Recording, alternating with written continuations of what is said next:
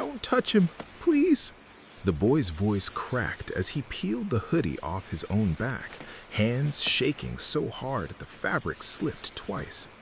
Rain hammered the windows.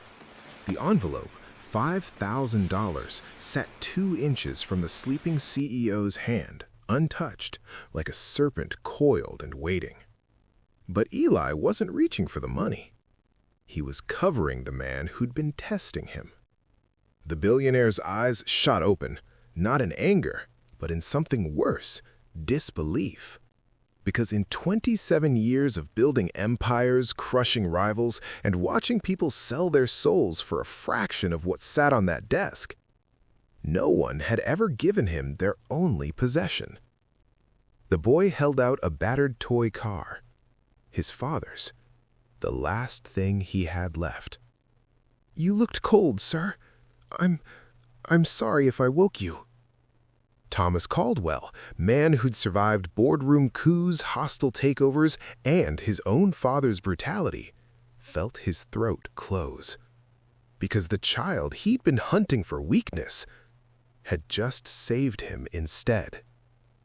Family, some tests don't reveal character. They reveal who we've become when we stopped believing in it. This is the story of a man who thought innocence was a currency, and the 9-year-old who taught him it was a compass. By the time you reach the end, you won't just cry. You'll remember the last time you were tested and wonder if you passed. Let's go. Chapter 1. 3 weeks earlier, Thomas Caldwell sat in a house worth $18 million and couldn't remember the last time he'd heard laughter in it. The hardwood floors didn't creak. The staff didn't linger. Even the grandfather clock in the foyer seemed to hold its breath, like it knew better than to disturb a man who'd spent 30 years proving one thing. Everyone breaks, everyone sells, everyone has a price. He'd watched partners betray him for promotions, seen his ex-wife's lawyers smile while gutting him in court. Even his own brother had tried to steal the company out from under him during their father's funeral.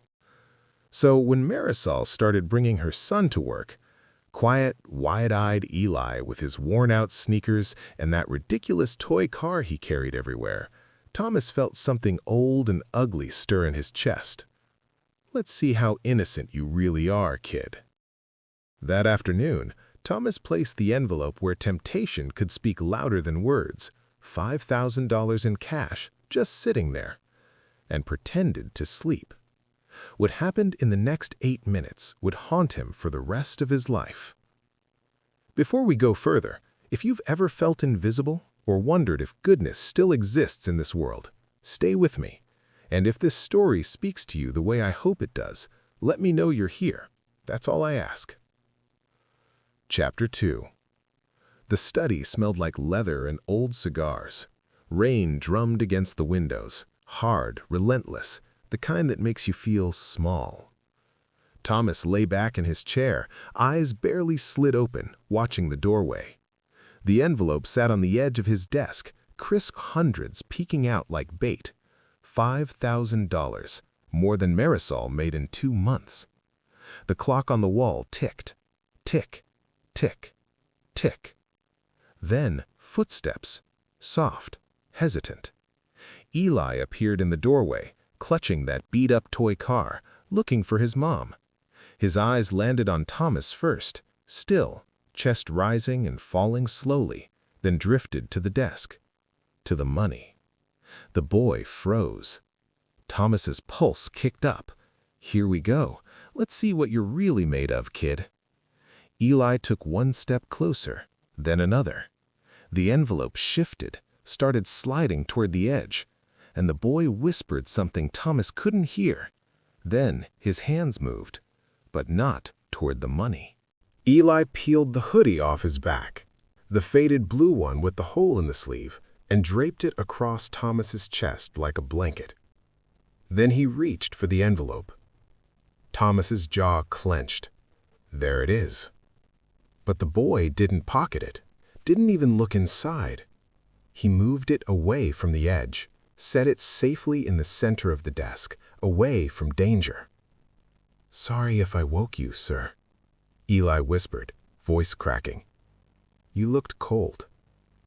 Then he did something that made Thomas forget how to breathe. The boy placed his toy car, scratched red paint, one wheel missing, on the desk beside the envelope. His father's car. The one Marisol said he'd slept with every night since the funeral. "In case you need something when you wake up," Eli said. "So you're not alone." Then he turned to leave, and Thomas saw it, scrawled on the boy's forearm in black ink. "Dad said rich people are the loneliest." "Wait!" Thomas's voice cracked like thunder. Eli spun around, eyes wide, terrified. "I was awake," Thomas said, sitting up slowly. "The whole time. I was testing you." The boy's face crumbled.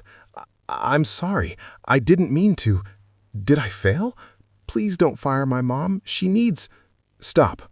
Thomas held up a hand, and something in his chest shattered. "You didn't fail, son. I did." He looked at the toy car, the hoodie still warm on his lap, the money untouched. 30 years. 30 years of building walls, hunting for cracks, waiting for people to prove him right, and a 9-year-old with nothing had just given him everything. "Your dad," Thomas whispered. "He was right, wasn't he?" Eli nodded, confused.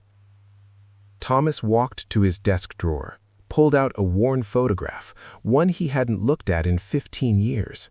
When Eli saw it, his hands started shaking. "You knew my father?" You know, most people scroll past stories like this, but you stayed. You felt something.